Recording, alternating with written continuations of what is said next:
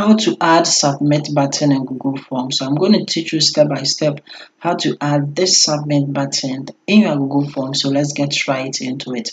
From Google, simply come to the Google section, then come and search for Google Form just like this one, and then hit enter.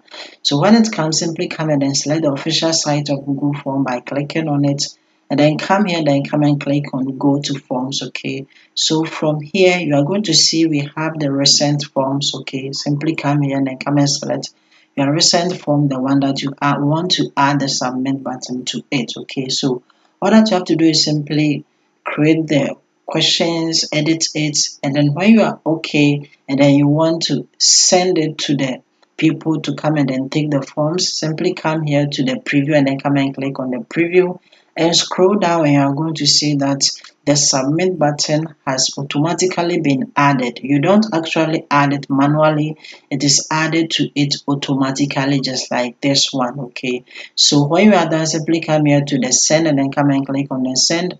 You can come and then click on this to get a shareable link by coming to click on shorten URL link, and then you can share your URL by simply coming to the copy to copy it, and then you can send it to all those that you want them to come in and take the survey. So this is actually how to get it. Like the video and then see you in my next video.